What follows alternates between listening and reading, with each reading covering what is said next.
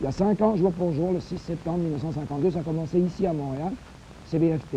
Et 2 jours après à Toronto. Et ça, c'est la télévision encore qui nous offre une petite revanche sur certaines cruautés du destin. Autrement dit, Toronto a peut-être eu le métro 20 ans avant Montréal, mais une chose qui ne changera pas jusqu'à la fin des siècles, c'est que Montréal a eu la télévision 2 jours avant. Et à ce moment-là, donc en 1952, eh bien, ce graphique ici, là, qui est le Canada, juste indiqué par les Grands Lacs, les États-Unis au sud, ce graphique, il y avait seulement 2 points noirs dessus, Montréal et Toronto. Maintenant, il y a tout ça. Tous ces points, c'est des postes d'émission. Il y a les 4/5e, 80% des Canadiens qui sont à portée d'un poste d'émission actuellement. Et il y a beaucoup plus que ça. Ça, c'est les chiffres du début de 57. Maintenant, c'est tout près de 3 millions d'appareils récepteurs dans les foyers pour les prendre, ces programmes. Autrement dit, il n'y a pas de pays au monde, pas même les États-Unis, où ça s'est développé aussi rapidement qu'au Canada. Évidemment, nous aussi, on est un pays riche.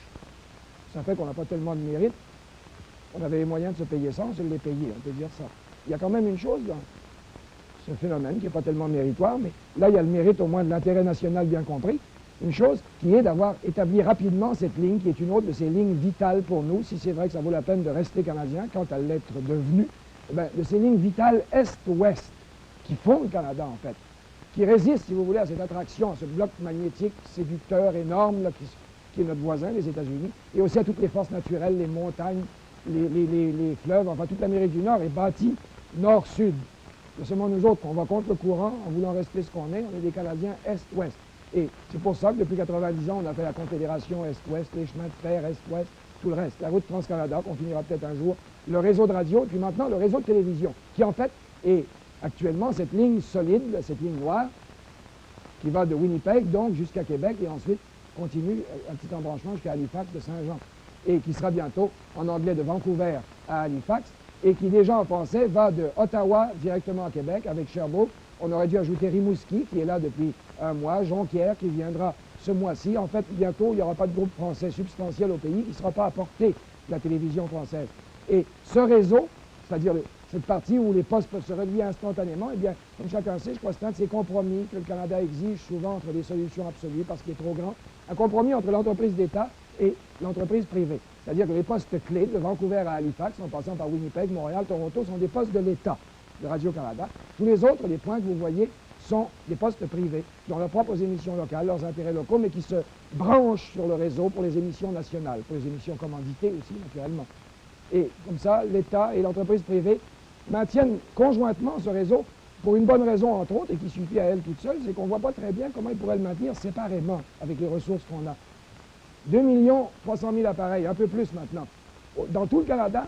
Et ici, vous avez le chiffre de la seule ville de Chicago et de ses environs aux États-Unis, le même nombre d'appareils. Les Américains, autrement dit, avec des dizaines de millions d'appareils, réussissent quand même à la télévision à maintenir seulement 3 réseaux qu'on peut vraiment appeler des réseaux nationaux. Alors nous, on en a déjà tout un qui va être complet bientôt, puis en fait, il y en aura presque 2 avec le réseau français.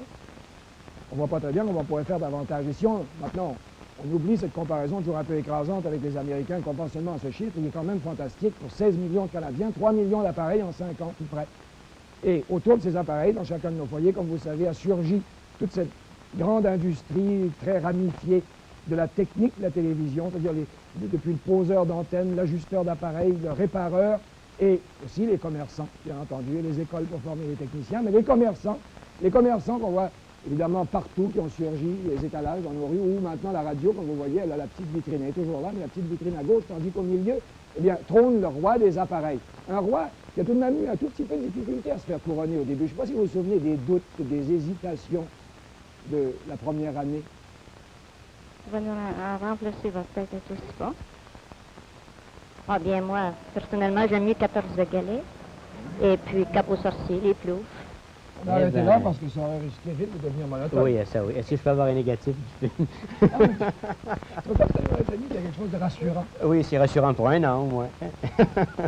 Au revoir. À part ça, à part ce travail, ce confort, pour beaucoup d'entre eux, et ce prestige que la télévision a apporté à ces gens qu'on appelle des artistes, ces gens sans lesquels un peuple finit vite par mourir d'ennui, parce qu'il paraît qu'on peut mourir de ça comme peuple, aussi sûrement qu'on peut mourir de faim. À part ça, la télévision a quand même essayé beaucoup de choses. Si elle y a réussi, ça évidemment c'est vous qui pouvez le dire, mais elle a essayé beaucoup de choses et elle n'a pas beaucoup de mérite parce qu'elle y était appelée. La télévision, on l'a dit tout récemment, c'est sûrement à la fois le plus souple, le plus complet et le plus efficace de tous les véhicules que l'homme ait inventés pour communiquer avec ses semblables. ça a été dit par un homme qui est à la fois un précurseur de la télévision au Canada et aujourd'hui directeur général de Radio-Canada. Donc, c'est une excellente définition. Ben, la télévision, justement, a essayé depuis 5 ans de véhiculer même des choses assez difficiles et de les rendre visuelles, comme des idées, des chicanes que les idées engendrent presque automatiquement, et des événements, enfin d'être le reflet et aussi l'écho de toutes ces choses, tous ces courants qui traversent notre monde.